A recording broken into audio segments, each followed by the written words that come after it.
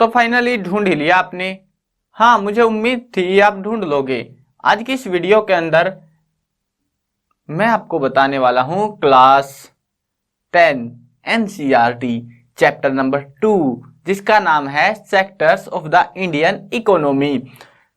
आपको मैं एक चीज बताता हूं कि जो ये चैप्टर है आपका पता नहीं कितने पन्नों में भर रखा है, लेकिन मेन जो बातें हैं वो बहुत कम है, लिमिटेड है। और इकोनॉमिक्स को पढ़ना मुश्किल नहीं होता, नंबर लेना मतलब अगर आप एसएसटी के जो एग्जाम होते हैं सोशल साइंस के, तो उसमें अगर अच्छा स्कोर करना चाहते हो तो इस पे थोड़ा ज्यादा ध्यान देना, क्योंकि बुक को रिवीजन करना इजी पड़ता है और नंबर नहीं कटेंगे इसमें से आपके, तो अच्छी बात है। और इस पे थोड़ा ज्यादा ध्यान रखना आप। अब जो है चैप्टर का अगर क्विक रिवीजन बताऊं मैं तो 2 मिनट या 1 मिनट में आप कर लोगे, इतना छोटा चैप्टर है ये आपका। लेकिन थोड़ी लंबी वीडियो होगी क्योंकि हम डिटेल में समझाऊंगा मैं आपको, और उसके बाद में आप बोलोगे भाई हमें तो मतलब नाम बता दो बस, ये हम अपने आप ही लिख देंगे इसको, तो इस तरीके से आप इसको कर पाओगे। चलिए शुरू करते हैं। मैं हूं अजय और आप देख रहे हैं सीसीएल क्लास। अब जो कहानी आती है वो आती है sectors of the Indian economy को लेके। इकोनॉमी क्या होती है? हमारा देश, आपके पास में अड़ोस पड़ोस में या फिर आपकी भी कोई दुकान हो सकती है, कोई बिजनेस कोई काम कर रहे हो आप, तो आपके पास पैसा आ रहा है। अब ऐसे करते करते भारत में बहुत सारे लोग हैं, है ना, करोड़ों की आबादी है, सब किसी ना किसी काम में लगे हुए हैं। कोई खेती कर रहा है, कोई मशीनें चला रहा है, कोई मशीनें बना रहा है, कोई तोड़ रहा है, पता नहीं क्या ही कर रहा है, बस कर रहा है, काम कर रहा है वो। तो उन सारी चीजों का जो पैसा आता है तो उसका कैसे हिसाब लगाया जाए कि क्या हम गरीब हैं दूसरे देशों के मुकाबले, क्या हम अमीर हैं, क्या ठीक ठाक है, या बिल्कुल मर रहे हैं हम, तो वो कैसे पता लगेगा हमें? तो हमने क्या किया, हमने जो है इन चीजों को लेके कुछ दिमाग लगाया और हमने इनको 3 सेक्टर्स में बांट दिया। इंडियन इकोनॉमी को हमने गिनने के लिए सिर्फ 3 सेक्टर्स में विभाजित कर दिया, डिवाइड कर दिया। अब यार बोले कि नाम कैसे रखे, फिर ऐसे तो मतलब कंफ्यूजन हो जाएगा, मतलब नाम आगे पीछे 1 2 3 करेंगे तो थोड़ा अजीब लगेगा यार, बोलेंगे तुम्हें तो इंग्लिश नहीं आती। हमने क्या किया, थोड़ा स्टैंडर्ड सा नाम दिखा दिया बस, और कुछ नहीं किया। प्राइमरी, प्राइमरी स्कूल होता है आपका वैसे ही, प्राइमरी, सेकेंडरी, सेकेंडरी का पता होगा ना, और फिर आता है टर्सरी। तीसरे नंबर पे टर्सरी लिख दिया हमने नाम इसका। अब ये थे हमारे पास में, ये 3 थे सेक्टर, ठीक है, क्या थे ये? Sector, primary sector, secondary sector, tertiary sector. अब हमने जो है इनका जैसे नाम रखा ना, उसी हिसाब से इनको बांट भी दिया, मतलब इनके अंदर जो चीजें इंक्लूड करनी है वो हमने इन्हीं के हिसाब से बांट दी। कैसे, चलो बताता हूं। प्राइमरी सेक्टर के अंदर जो है वो पहले नंबर पे आ रहा है ना, पहले पे आ रहा है ना, तो पहले नंबर पे आने वाला सेक्टर प्राइमरी सेक्टर है। और इस सेक्टर के अंदर पहले नंबर पे जो चीज हमें मिलेगी वही चीजें काउंट की जाएंगी। कैसे? खेती होती है, खेती होती है ना, तो अब खेती से आगे सामान, मान के चलो कपास की खेती हो रही है, तो उसमें से कपास निकलेगा, कपास से कपड़ा बनेगा, कपड़ा बाजार में जाएगा, बाजार में बिकेगा और फिर आपके पास आएगा, है ना। ये सिंपल सा प्रोसेस है, ये आपको पता है। अब सबसे पहले क्या बना, कपास का पौधा उगा और उससे कपास तोड़ा गया, तोड़ा गया ना, तो वो किस सेक्टर के अंदर आएगा? प्राइमरी सेक्टर, क्योंकि वो पहला काम है। क्या है वो? पहला काम है। अब यहाँ पे थोड़ा सा कंफ्यूजन हो सकता है, आपको एक चीज बताता हूं प्राइमरी सेक्टर को लेके। इसमें नेचुरल रिसोर्सेज की बात की जाती है कि नेचुरल रिसोर्सेज का मतलब जिक्र आता है कहीं ना कहीं घुमा फिरा के इसको, कि जो नेचुरल रिसोर्सेज से हमें मिलते हैं उनको हम प्राइमरी सेक्टर के अंदर इंक्लूड करते हैं। यहाँ पे लाइन लिख रखी है, when we produce a goods, good का मतलब होता है सामान, अच्छे वाला नहीं, वो मतलब जो गुड होता है आपके हैंडराइटिंग गुड है, बैड है, वो वाला नहीं, गुड मतलब सामान, ठीक है। तो when we produce a good by exploiting natural resources, ध्यान से सुनो, नेचुरल रिसोर्सेज को जब हम एक्सप्लॉइट करते हैं, इसको हम जो है एक्टिविटी को प्राइमरी सेक्टर के अंदर गिनते हैं। अब समझ में नहीं आया, मतलब यार भाई समझा तो दो, मतलब कुछ कंफ्यूजन सा भसड़ मच गई दिमाग में। समझो, बहुत ही शांति से समझना। एक माइनिंग का पता होगा ना, जो खदानें वगैरह होती है जहां से सोना चांदी हीरा मोती निकाले जाते हैं, तो वो माइनिंग है, वहां पे आपने जो है सोना निकाला, मान के चलो सोना निकाला, गोल्ड निकाल लिया, एक्सट्रैक्ट किया वहां से। अब उसको जो है आपने कैसे भी करके साफ कर लिया, किया साफ, तो वो कहां से मिला आपको? क्या आपने उसके अंदर कुछ बदलाव किए? क्या आपने उसको क्रिएट किया? नहीं किया ना। क्या आपने उसको पैदा किया? नहीं किया। तो वो होते हैं नेचुरल रिसोर्सेज। उसको हम बस थोड़ा सा मतलब अपने यूज के हिसाब से थोड़ा सा मॉडिफाई कर देते हैं, लेकिन वो रहते नेचुरल रिसोर्सेज ही हैं। अब उसको मान के चलो उसी के जैसा हम एक एग्जांपल लगाते हैं उससे आगे बढ़ते हुए। उसी सोने से हमने कुछ ज्वेलरी बना ली, तो वो क्या है? वो हमने बनाई है, वो अपने आप नहीं बनी, पर नेचर ने नहीं बनाई। तो वो इन सेक्टर्स के अंदर गिनी जाएगी, वो देखा जाएगा कौन से सेक्टर का काम है। अब समझ में आ गया। अब जो ज्यादातर जो है प्राइमरी सेक्टर के अंदर खेती बाड़ी से जुड़ा सामान इंक्लूडेड होता है। यहां पे बता भी रखा है, हम मतलब ये पूछते हैं कि but do you know primary, मतलब हमने नाम रख दिया प्राइमरी सेक्टर। क्या है प्राइमरी? ये तो the answer is because it forms the base, of all the other products. जितने भी दूसरे प्रोडक्ट है उनका बेस है ये, that we subsequently make, since most of the natural product obtained are from agriculture। ज्यादातर हमें कहां से मिलते हैं? एग्रीकल्चर से मिलते हैं, डेयरी से मिलते हैं, फिशिंग, फॉरेस्ट्री, ये सारी चीजें हमें कहां से मिलती है? प्राइमरी सेक्टर के अंदर इंक्लूडेड होती हैं। और ज्यादातर चीजें कहां से मिलती है? एग्रीकल्चर से मिलती है, और एग्रीकल्चर बेस्ड जो प्रोडक्ट होते हैं उनसे, ठीक है, मतलब एग्रीकल्चर से ही। तो इसी वजह से इसको हम एक नाम रख दिया हमने। इसका क्या नाम रखा? एग्रीकल्चर। कहां पे रखना है इसका नाम? ये लो, एग्रीकल्चर। अब आपको पता लगा ना, इसका मतलब ये खेती से जुड़ा हुआ है। प्राइमरी सेक्टर किससे जुड़ा हुआ है? खेती से जुड़ा हुआ है। Agriculture and related. अब भाई आप बोलोगे ये क्या रख रहे हो तुम, क्या लिख रहे हो? ये है सेक्टर, मतलब हम इस सेक्टर को, प्राइमरी सेक्टर को, ये वाला सेक्टर भी बुलाते हैं। क्यों बुलाते हैं? क्योंकि एग्रीकल्चर और उससे जुड़ा हुआ सेक्टर है ये। उसका जो भी काम है, खेती बाड़ी का काम है, वो सारा प्राइमरी सेक्टर के अंदर आता है। आसान है ना? प्राइमरी मतलब खेती करनी है आपको, पहले खेती कर ली, जो भी बनाना था बना लिया, अब उसको आपको मॉडिफाई करना है। मॉडिफाई का मतलब है उसको डेवलप करना है, आगे मैन्युफैक्चरिंग करनी है। क्या करनी है? शब्द आता है, देखो कंफ्यूज मत होना, शब्दों पे ध्यान दो। मैन्युफैक्चरिंग, मैन्युफैक्चर करना, किसी चीज का बनाना, किसी का निर्माण करना, उसको मैन्युफैक्चरिंग बोला जाता है। वो आती है सेकेंडरी सेक्टर के अंदर। क्या आती है? सेकेंडरी सेक्टर के अंदर क्या होता है? मैन्युफैक्चरिंग होती है। ये शब्द बहुत कीमती है, मैन्युफैक्चरिंग। अगर आपने कहीं पर भी डेफिनेशन लिख रहे हो सेकेंडरी सेक्टर की और मैन्युफैक्चरिंग शब्द का उपयोग नहीं किया, तो कहीं ना कहीं आपके मार्क्स कट सकते हैं। सिर्फ एक वर्ड, इतना कीमती वर्ड है ये। क्या होता है इसके अंदर? मैन्युफैक्चरिंग होती है। और ये जो है ज्यादातर मैन्युफैक्चरिंग कहाँ पे होती है? इंडस्ट्रीज के अंदर होती है। ऑब्वियस सी बात है यार, इंडस्ट्रीज में तो होता है मैन्युफैक्चर का काम। तो इसीलिए हम इसको इंडस्ट्रियल सेक्टर भी बुलाते हैं। कौन सा सेक्टर बुलाते हैं? Industrial sector. देखो नाम समझ में आ गया। एग्रीकल्चर सेक्टर प्राइमरी सेक्टर है क्योंकि ये खेती के सामान से जुड़ा हुआ है। इंडस्ट्रीज है जो सेकेंडरी के अंदर चलती है वो सारी, इसीलिए हम सेकेंडरी सेक्टर को इंडस्ट्रियल सेक्टर भी बुलाते हैं। अब नाम भाई तीसरा बोला कि भाई मैं कहां जाऊंगा, सारा सामान बना दिया, खेती का सामान, इसने व्हीकल्स बना दिए, सेकेंडरी सेक्टर वाले ने आपके डेली लाइफ की बहुत सारी चीजें बना दी, लेकिन उनको जाना तो है, मतलब आपने यहाँ पे बना दी, कहीं लेके नहीं जानी उस चीज को, तो कहीं ना कहीं वो इसको यहाँ से वहां, वहां से यहाँ ढोने का काम है। और ज्यादातर इंसान ट्रैवल करते हैं, तो वो सारी चीजें ट्रैवलिंग जो होती है वो होती है टर्सरी सेक्टर के अंदर। इसके अंदर जो है ट्रांसपोर्टेशन किया जाता है। क्या किया जाता है? Transportation of goods and services. अब ज्यादातर ट्रांसपोर्टेशन है, लेकिन पूरा ट्रांसपोर्टेशन के ऊपर बेस्ड नहीं है टर्सरी सेक्टर। इसके अंदर जो है सर्विसेज इंक्लूडेड होती हैं। क्या होती है? सर्विसेज। एक तो ट्रांसपोर्टेशन और एक सर्विसेज, दो चीजों के ध्यान रखना। सर्विसेज के अंदर क्या आता है? जैसे पुलिस की जॉब होगी, वो सिविल सर्विस है ना, तो वो सर्विसेज है, वो टर्सरी सेक्टर के अंदर आती हैं। उसके अलावा देखोगे आप बैंकिंग, बैंक आपको सुविधाएं दे रहा है, सर्विस दे रहा है, तो बैंक क्या है? टर्सरी सेक्टर में है। वैसे ही लोन वाले हैं, लोन दे रहे हैं, वो क्या है? Tertiary sector. बहुत सारी चीजें हैं जो कि टर्सरी सेक्टर के अंदर आती हैं। और आपको घुमा फिरा के क्या दे रहा है? आपको ये दे रहा है सर्विस, सुविधा दे रहा है ना, तो इसको हम क्या बुलाते हैं फिर? Service sector.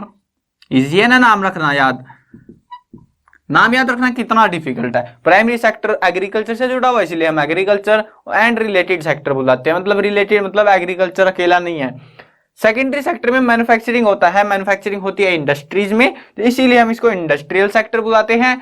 अगला है टर्सरी सेक्टर, और टर्सरी सेक्टर के अंदर हम ट्रांसपोर्टेशन एंड सर्विसेज देते हैं। ट्रांसपोर्टेशन भी एक टाइप की सर्विस होती है, तो इसीलिए हम इसको सर्विस सेक्टर बुलाते हैं।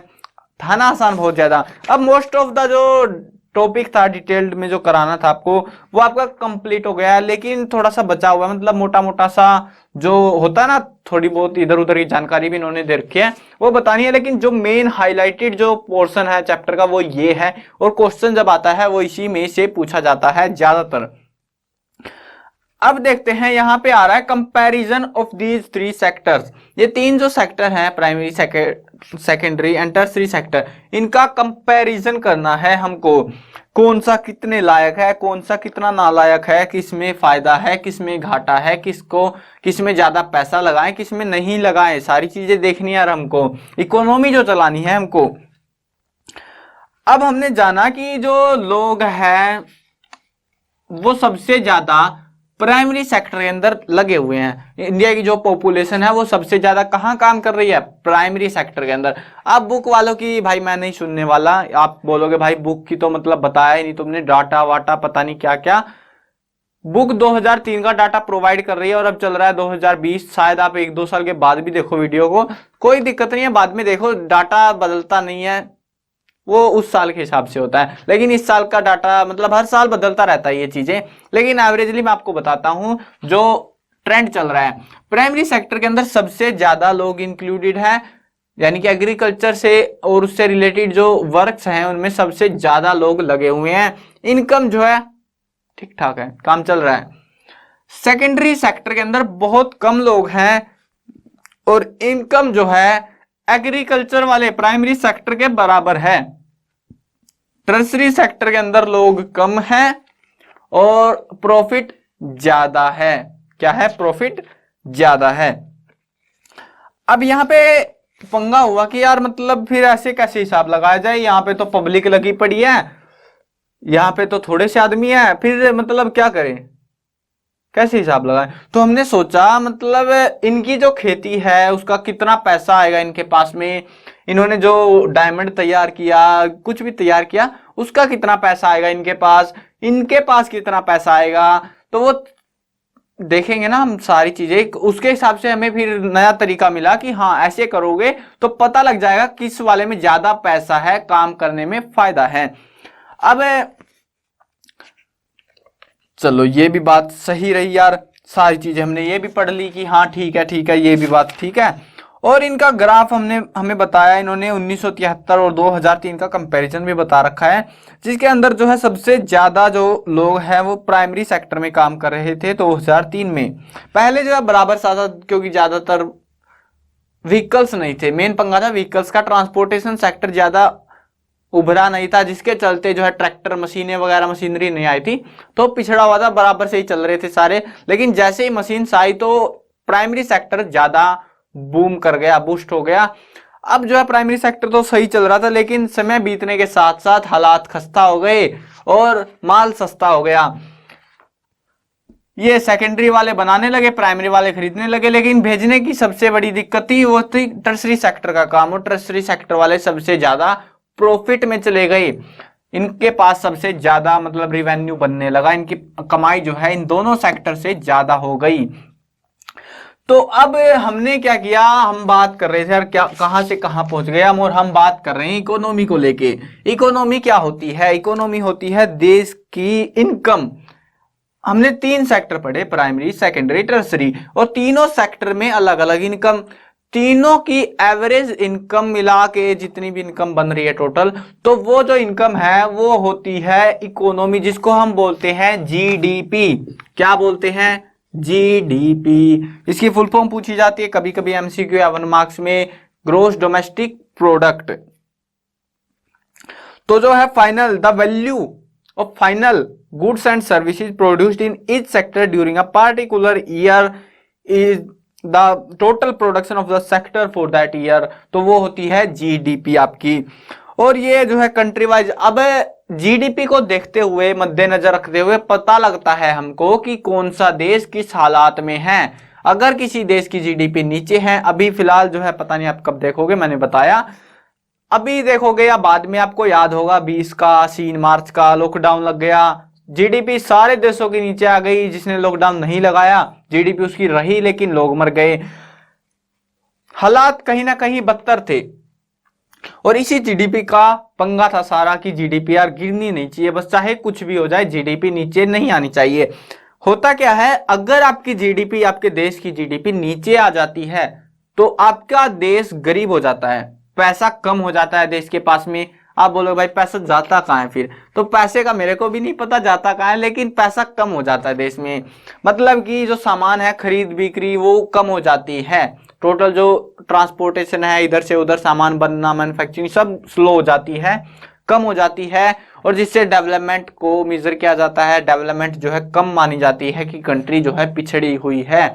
अभी फिलहाल के टाइम पे देखोगे जो कंट्रीज है लाइक यूएस हो गई, रशिया हो गया, चाइना हो गया, वो एडवांस कंट्रीज के अंदर आती है। अभी इंडिया की जीडीपी उनके बराबर नहीं है, अगर बराबर हो गई तो भारत में गरीबी के हालात नहीं रहेंगे, बहुत कम गरीबी रह जाएगी। तो ये चीज होती है। अब जो है आगे चलते हैं, historic changes in sector. Historic changes में कुछ नहीं है ज्यादा, बस ये बता रखा है कि 1973 में बराबर थे और 2003 में एक सेक्टर बढ़ गया, बाकी मर गए। टर्सरी बढ़ गया था, बाकी प्राइमरी और सेकेंडरी बराबर ही थे। अब जो है इनकी कमाई भी बता रखी है, 1973 में बराबर सी कमाई थी। सेकेंडरी सेक्टर की कमाई थोड़ी कम थी क्योंकि मशीनें थी नहीं यार हमारे पास, क्या बनाते, सब कुछ हाथ से लगे पड़े रहते थे हम। तो 2003 की बात करें तो जो है टर्सरी सेक्टर जो है ऊपर चला गया, पैसा ज्यादा आ गया। प्राइमरी और सेकेंडरी यार उसी हालात में जी रहे हैं अभी भी। और ये बोल रहे हैं rising importance of tertiary sector in production. और टर्सरी सेक्टर का इंपॉर्टेंस क्या है, मतलब क्यों इतना बढ़ गया ये, पहले तो बराबर था, अब क्या हो गया इसको थोड़े से सालों में कि ये ज्यादा ऊपर उछल गया। Why is the tertiary sector becoming so important in our country? तो यहाँ पे रीजन दे रखा है कि पहला रीजन जो है कि यहाँ पे बता रखा है in any country various services such as hospital, education, institution, post, telegraph service, police station, court, village administration office, municipal corporation, defence, bank, transportation, insurance companies और पता नहीं क्या क्या, सब कुछ इसी के अंदर आता है टर्सरी सेक्टर में। इतनी सारी चीजें आएंगी तो भाई क्या होगा फिर, वो तो बढ़ेगी वैसे भी, और सारी चीजों की जरूरत है हमें, सारी चीजों की जरूरत है। अगर कोर्ट ना हो तो क्या आपको कोर्ट के बिना काम चल जाएगा? आपका तो वैसे चल भी जाएगा, लेकिन चलो उसको छोड़ते हैं, हम साइड में रखते हैं। रेलवे के बिना काम चल जाएगा, जो ट्रांसपोर्टेशन कर रहे हो आप उसके बिना काम चल जाएगा। व्हीकल्स नहीं हो आपके पास, काम चल जाएगा, आना जाना नहीं बनेगा। उसके अलावा आपके पास ना हॉस्पिटल हो आसपास कहीं भी तो क्या काम चल जाएगा। तो ये चीजें मैंडेटरी हो गई हमारी डेली लाइफ में, रिक्वायरमेंट है, इसीलिए टर्सरी सेक्टर ज्यादा बूस्ट कर गया। तो ये था मेन रीजन इसका। उसके अलावा इन्होंने थोड़े बहुत और भी रीजन बता रखे इधर उधर के कि लोगों को सर्विसेज ज्यादा चाहिए होती है, और जो है गांव वालों को इतना ज्यादा होता नहीं, लेकिन शहर में जो है ये सर्विसेज बहुत ज्यादा पाई जाती है क्योंकि उनको ज्यादा जरूरत पड़ती है। इंडस्ट्रीज वगैरह सेटअप होती है शहर में, हालांकि आजकल तो भगाने लग गए, शहर में से गांव में भेज रहे हैं इंडस्ट्रीज को। तो अब ये तो था, और यहाँ पे लास्ट पॉइंट आता है आपका इस चैप्टर का, जो कि है अंडर एम्प्लॉयड। क्या नाम है? Under employed. अंडर एम्प्लॉयड ये इकट्ठा ही वर्ड है, मैंने अलग अलग कर दिया, पता लगे वीडियो से बाहर ही भाग गया मैं लिखता लिखता। अब जो है ये underemployed, underemployed, employ होता है काम करने वाला, एम्प्लॉय होता है ना, सुना होगा ये वर्ड आपने, तो काम करने वाला। अंडर एम्प्लॉय मतलब काम कर रहा है लेकिन काम नहीं कर रहा है, काम कर रहा है। समझे नहीं? हाँ समझाएंगे, हम उदाहरण देंगे आपको तब समझ में आएगा, आपको एग्जाम्पल के बिना समझते नहीं हो तुम।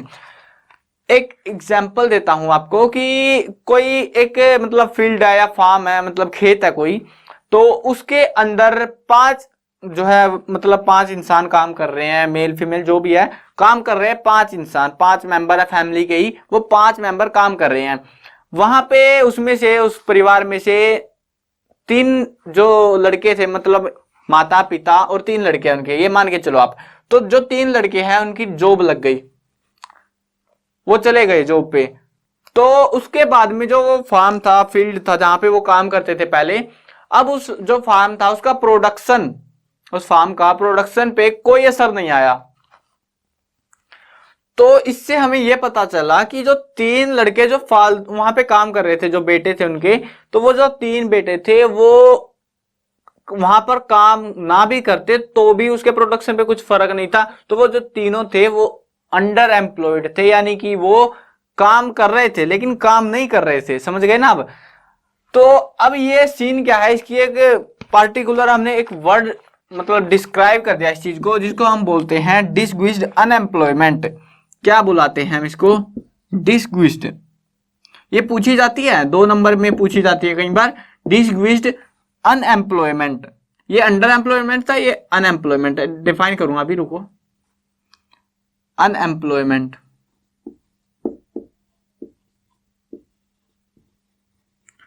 ठीक है। डिसग्विज्ड यानी कि डिसग्विज्ड होता है छिपी हुई, और अनएम्प्लॉयमेंट होती है बेरोजगारी। हाँ, काम ही नहीं मिल रहा, डिसग्विज्ड अनएम्प्लॉयमेंट यानी कि कोई काम नहीं हमारे पास में, तो उसको हम डिसग्विज्ड एम्प्लॉयमेंट बोलते हैं। अब देखो यहाँ पे डिफाइन कर रखा है इन्होंने, this kind of underemployment is hidden in the contrast to someone who doesn't have a job, जिसके पास नौकरी नहीं है, is clearly visible as unemployed. वो तो हमें दिख जाता है कि वो काम ही नहीं है उसके पास, बेरोजगार है, वो अनएम्प्लॉयड है। Hence it is known as disguised unemployment. लेकिन कुछ लोग जो काम कर रहे हैं लेकिन दिख रहा है, मतलब काम कर रहा है लेकिन काम नहीं है एक्चुअल में उसके पास वो, तो उसको हम डिसग्विज्ड अनएम्प्लॉयमेंट बोलाते हैं। मतलब काम ही नहीं है उसके पास, ऐसे समझ लो तुम, लेकिन लगा हुआ है वो काम में, घर परिवार में मदद कर रहा है, छोटा मोटा काम कर रहा है बस। अब जो है how to create more employment, ये बात आती है कि कहां से, मतलब यार बेरोजगारी देश का सबसे बड़ा सवाल मचा हुआ है, इस पे बवाल, और कहां से लाएं इतनी सारी नौकरी? सबको नौकरी चाहिए, आपको भी चाहिए। आप पढ़ क्यों रहे हो? ताकि आपको सरकारी नौकरी मिल जाए, या कुछ और चाहिए आपको? बताना मेरे को कमेंट में, आपने क्या सोच रखा है अपने फ्यूचर को लेके। ज्यादातर ने यही सोचा होगा कि यार मतलब नौकरी मिल जाए और क्या चाहिए, बस हैप्पी लाइफ, मजे लेंगे हम जिंदगी में। लेकिन ऐसा नहीं होता। कितनों को नौकरी देंगे? तुम्हारे जैसे पता नहीं कितने सारे जो स्टूडेंट्स हैं वो ऐसे ही लगे हुए हैं, वो ढूंढ रहे हैं, मतलब पढ़ रहे हैं कि हाँ हमें आगे जॉब मिलेगी। कितनों को नौकरी देगी सरकार? नहीं दे पाएगी ना। तो जो सेक्टर्स है हमारे पास, प्राइमरी, सेकेंडरी, टर्सरी, तो इनमें कुछ ना कुछ जो है डेवलपमेंट किए जाने चाहिए, ताकि नौकरियां ज्यादा, मतलब वैकेंसी ज्यादा मिले, या फिर गवर्नमेंट को करना चाहिए, या फिर कोई प्राइवेट कंपनी कर रही है, जो भी है देश में, तभी डेवलपमेंट होगी, जॉब्स मिलेंगी, अनएम्प्लॉयमेंट गायब होगी। प्राइमरी सेक्टर में क्या है, एक तो देखो सबसे बड़ा पंगा क्या है हमारे पास में, प्राइमरी सेक्टर में लोग ज्यादा लगे हुए हैं और मशीनें कम है।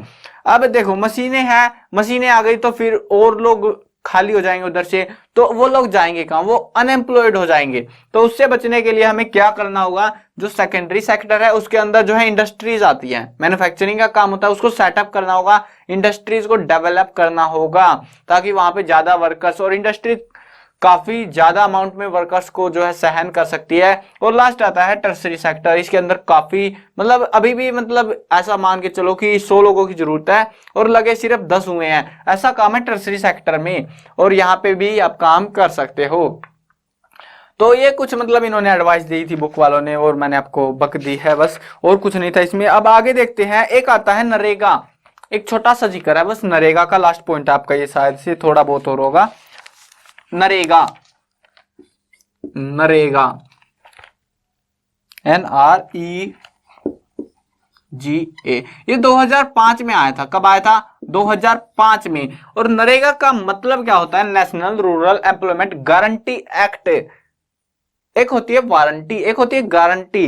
तो ये गारंटी है, नेशनल रूरल, रूरल का समझ रहे हो ना, अर्बन रूरल पढ़ा होगा, वो वाला रूरल है, national rural employment guarantee act 2005 में आया था। ये पूछा जाता है अगर कॉम्पिटिटिव एग्जाम में हो, या फिर जो है मतलब कहीं पे भी आपका 1 मार्क क्वेश्चन MCQ, बहुत ज्यादा इंपॉर्टेंट चीज है ये नरेगा। इसके आगे एम लगा देता है, एम भी लगा देते हैं कई बार। Mahatma Gandhi national rural employment guarantee act भी बना देते हैं, अलग अलग स्कीम्स लाए थे नरेगा के तहत आगे।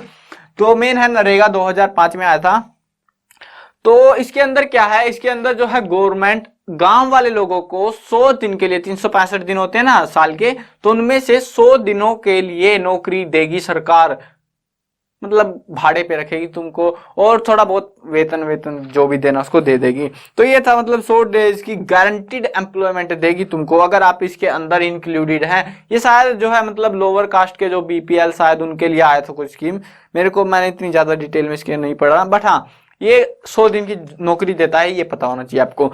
अब आते हैं division of sectors as organised and unorganised.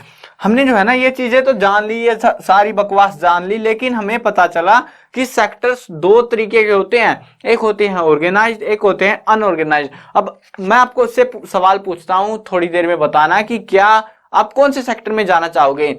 अपने मन में सोचना, कमेंट मत करना, क्योंकि कमेंट पढ़ तो लेता हूं मैं लेकिन रिप्लाई नहीं कर पाऊंगा सबका। सो यहां पे अभी ऑर्गेनाइज्ड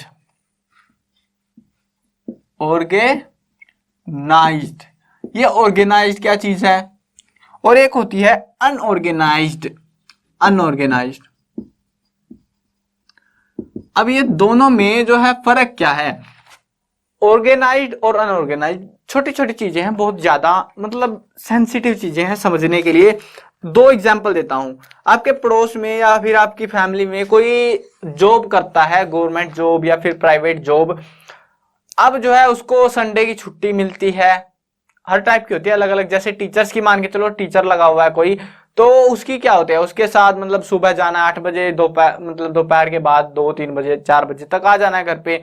संडे की छुट्टी होती है, जो हॉलीडेज मतलब वैसी हॉलीडे आती है ना बीच में, तो उनकी भी छुट्टी होती है। तो ये सारी चीजें उनको मिलती हैं। और टाइमिंग क्या है, टाइमिंग पे ध्यान दो जरा। टाइमिंग है 9 से मतलब 8 या 9 से जो भी ड्यूरेशन रहता है, उससे लेके 3 या 4 बजे तक एट मैक्स।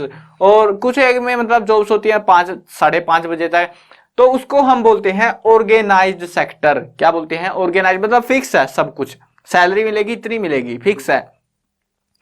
आज छुट्टी है तेरी, फिक्स है, फिर भी पैसे मिलेंगे तेरे को, छुट्टी है कोई दिक्कत नहीं है, मंथली सैलरी है, फिक्स है। 4 छुट्टी आ गई बीच में, कुछ और बीच में पंगा है, उसकी भी छुट्टी आ गई, लेकिन पैसा उतना ही मिलेगा। वो होता है ऑर्गेनाइज्ड सेक्टर। बीमार पड़ गए उसकी अलग से छुट्टी मिलेगी। अब आता है अनऑर्गेनाइज्ड सेक्टर, ये अलग टाइप का है। मान के चलो आपने दुकान खोल रखी है, पड़ोस में दुकान है, या फिर आपको नहीं खोलनी तो पड़ोस वालों खुलवा लो, तो जिसकी भी दुकान है वो दुकान वाले को देखो, अब सुबह आता है 5 बजे और शाम मतलब शाम भी क्या बोलूं मैं, रात को जाता है 8 या 9 बजे के आसपास वो घर जाता है, मतलब पूरा दिन काम करता है, जब उसको तब जाके उसको कमाई होती है, इनकम आती है। और अगर वो एक दिन मतलब संडे के दिन मान लो नहीं आता दुकान पे, तो उस दिन उसकी कोई अर्निंग नहीं आएगी, उसको कोई इनकम नहीं होगी वहां से। जबकि ऑर्गेनाइज सेक्टर में छुट्टी का पैसा मिल रहा था ना, इसमें नहीं मिलता। तो वो सबसे बड़ा मेजर जो है डिफरेंस होता है। और अगर आप काम नहीं करोगे, बीमार हो जाओगे, तो आपकी कमाई भी नहीं आने वाली, आपकी कमाई भी रुक जाती है। उसको हम बोलते हैं अनऑर्गेनाइज्ड सेक्टर। अब मैंने आपसे शुरू में बोला था आप कौन से में जाना चाहोगे, ऑर्गेनाइज्ड वाले में, अनऑर्गेनाइज्ड वाले में, है ना। ऑर्गेनाइज्ड वाले में क्या है, अच्छी मतलब एक वो सिक्योरिटी होती है, मतलब जो आगे काम करोगे आप उसमें सिक्योरिटी है, इसमें सिक्योरिटी कम होती है अनऑर्गेनाइज्ड सेक्टर के अंदर, बात ये भी आती है। अब मुझे पता है आप में से मतलब मोस्टली ने यही सोचा होगा कि मैं तो भाई ऑर्गेनाइज्ड वाले में जाऊंगा, मुझे अनऑर्गेनाइज्ड नहीं चाहिए। आप देख लेना वो आपको कौन सा पसंद आता है, मैंने बताना था वो बता दिया मैंने।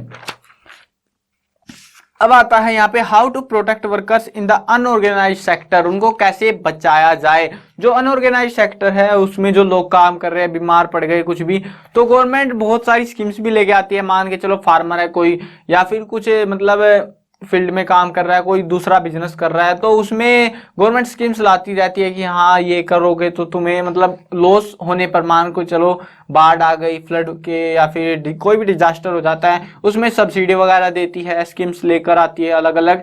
तो कोशिश करती है कि वो जो है अनऑर्गेनाइज सेक्टर के जो लोग हैं वो उनकी जिंदगी में थोड़ा सा फर्क पड़े, लेकिन ज्यादा फर्क पड़ता नहीं है, क्योंकि यार सबसे ज्यादा लोग, मैंने बोला ना जॉब नहीं है, और सबसे ज्यादा लोग जो है अनऑर्गेनाइज सेक्टर के अंदर काम कर रहे हैं।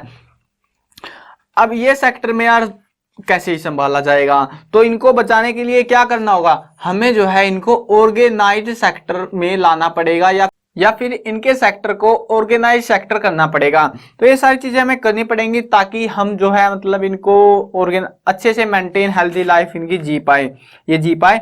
अब लास्ट आता है ओनरशिप के हिसाब से। किसके हिसाब से, ओनरशिप। ओनर होता है मतलब खुद की प्रॉपर्टी टाइप के, तो उसके हिसाब से मैंने दो सेक्टर बना रखे हैं, पब्लिक और प्राइवेट। कौन से, पब्लिक और प्राइवेट। पब्लिक होते हैं जिसमें कोई भी आ जा सकता है, जैसे सड़कें हो गई, ट्रांसपोर्टेशन में रेलवे हो गई, तो ये पब्लिक सेक्टर्स के अंदर आता है। वैसे टिकटें कटवानी पड़ेंगी, रोड पे टिकटें नहीं कटती, टूल टैक्स कटता है कटता जरूर है लेकिन टिकटें मान लो उनको भी आप। तो वो होते हैं पब्लिक सेक्टर, वो गवर्नमेंट का काम होता है, सेंट्रल गवर्नमेंट उनको मेंटेन करती है, स्टेट गवर्नमेंट जिसको बनाना बना लो, लेकिन हाँ हमारा पैसा नहीं लगता खुद का, तो उसको हम बोलते हैं पब्लिक सेक्टर। और जैसे पार्क वगैरह होते हैं आपके गांव में होंगे, गांव या शहर जहां से हो आप, तो वहां पे होंगे, तो पब्लिक सेक्टर होते हैं। अब आते हैं प्राइवेट सेक्टर्स। तो प्राइवेट सेक्टर वो होते हैं जो खुद बंदा मतलब कोई बंदा खर्चा करके अपना वो बना रहा है, कुछ भी बना रहा है, बिजनेस टाइप सेटअप कर रहा है। एग्जाम्पल के लिए आप देखोगे कि जो है मतलब आपका प्लॉट है, वहां पे दुकानें बना दी, तो वो क्या है, वो प्राइवेट सेक्टर है। आपने कमाई के लिए कुछ जरिया वहां पे ढूंढ लिया है, लेकिन हाँ कमाई तो आ रही है ना आपकी। अब वैसे ही आप देखोगे बैंकिंग है, मतलब अलग अलग है, प्राइवेट बैंक भी है और पब्लिक बैंक भी है। पब्लिक बैंक मतलब प्राइवेट होते हैं, एक बंदा ओन करता है, एक गवर्नमेंट ओन करती है। गवर्नमेंट जो इसको ओन करेगी वो पब्लिक में जाएंगे, और जो खुद के होंगे किसी बंदे की कमाई होगी तो वो भाई प्राइवेट ही होगी। तो ऐसे अलग अलग हमने बांट रखे हैं। तो यही सब है बस चैप्टर में, और चैप्टर खत्म हो गया आपका। आप बोलोगे भाई इतना बड़ा चैप्टर और 2 मिनट में रिवीजन, नॉट पॉसिबल। चलो मैं कराता हूं आपको। सबसे पहले बात आती है प्राइमरी सेक्टर, जिसको हम एग्रीकल्चर रिलेटेड सेक्टर बोलते हैं, जिसके अंदर खेती से जुड़े सामान आते हैं। सेकेंडरी सेक्टर इंडस्ट्रियल सेक्टर है और इसके अंदर मैन्युफैक्चरिंग की जाती है। लास्ट आता है टर्सरी सेक्टर, इसके अंदर सर्विस सेक्टर इंक्लूडेड होता है। उसके बाद में हमने क्या पढ़ा था, हमने अनएम्प्लॉयमेंट के बारे में पढ़ा, अंडर एम्प्लॉयमेंट। अंडर एम्प्लॉयड यानी कि काम कर रहा है लेकिन काम नहीं कर रहा है वो बंदा। और डिस्क्रीज्ड एम्प्लॉयमेंट मतलब कि फालतू में लगे हुए हैं वो लोग, उनको जो है एम्प्लॉयमेंट चाहिए। अनएम्प्लॉयमेंट का तो पता ही है, काम नहीं मिल रहा, बिल्कुल ही खाली पड़े हैं। उसके बाद आती है बात नरेगा 2005 की। नरेगा के तहत क्या था कि 100 डेज की गारंटीड जो है मतलब वो क्या थी, नौकरी मिलेगी, काम मिलेगा, तो वो है नरेगा 2005। उसके बाद में हमने पढ़ा ऑर्गेनाइज्ड और अनऑर्गेनाइज्ड सेक्टर के बारे में। ऑर्गेनाइज क्या था, जिसके अंदर एक फिक्स टाइमिंग था और जब आप काम पर नहीं जा रहे थे तब भी पैसा आ रहा था, लेकिन अनऑर्गेनाइज सेक्टर के अंदर ऐसा नहीं था। अब लास्ट में हमने पढ़ा प्राइवेट सेक्टर और पब्लिक सेक्टर। प्राइवेट में किसी बंदा ऑन करता है और पब्लिक में गवर्नमेंट ऑन करती है। तो कितना बड़ा चैप्टर था ये, ऐसे अगर मैं एक्सप्लेन करता ना तो बहुत छोटा सा चैप्टर था, लेकिन मैंने इन शॉर्ट आपको क्विक रिवीजन दे दिया है ताकि आप छोटी मोटी चीज अगर फॉरगॉट कर गए हो, लेकिन हाँ वीडियो देखी है, समझे हो और मजा आ गया आपको समझ के, तो भाई नीचे कमेंट में बता देना कि हाँ भाई हमें तो समझ में आ गया बिल्कुल से। और इसके बाकी के चैप्टर्स डिस्क्रिप्शन में मिल जाएगा, उसका लिंक, प्लेलिस्ट बना रखी है। 10th में आ गए, कुछ को फोन मतलब कमेंट आती है यार भाई डिस्क्रिप्शन का है तुम्हारा, जो नाम लिखा हुआ है ना वीडियो का, जो भी मतलब क्लास 8 जो भी लिखा हुआ उस पर क्लिक मार दो, नीचे खुल जाएगा, वहां पे लिंक दे रखा है, क्लिक मारोगे पहुंच जाओगे। और नहीं तो चैनल का जो लोगो बना हुआ है ना उस पर भी क्लिक मार के आप जो है प्लेलिस्ट का ऑप्शन मिल जाएगा आपको, वहां से जाके भी देख सकते हो, जैसा आपको अच्छा लगे। आपको नहीं आता तो कर लेना जैसे जुगाड़ करके, बट ये मेरी ड्यूटी नहीं है, मेरी ड्यूटी आपको पढ़ाना, जो कि मैं पढ़ा रहा हूँ। और इसके क्वेश्चन आंसर और हाँ इंपॉर्टेंट क्वेश्चन HBSC के लिए, CBSE के लिए और बाकी के बोर्ड्स का भी देखूंगा मैं, कौन से बोर्ड में क्या क्या सीन चलते हैं। अगर आप कौन से बोर्ड से हो ये चीज मेरे को जरूर बता देना, ताकि मुझे पता लगे कि किस किस बोर्ड के ऊपर मेरे को ज्यादा ध्यान देना पड़ेगा। चलो वीडियो करते हैं खत्म, गुड बाय। मैं कवर करने वाला हूं क्लास 8, 9, 10, 11 और 12th क्लास की सभी सब्जेक्ट्स की videos, Hindi medium English medium दोनों में होने वाली है। तो यार इंतजार किस चीज का कर रहे हो आप, इस तरह में सब्सक्राइब का बटन है, सब्सक्राइब कर लो, साथ में घंटी आएगी उसको भी दबा देना ताकि कोई अपडेट आपसे मिस ना हो पाए।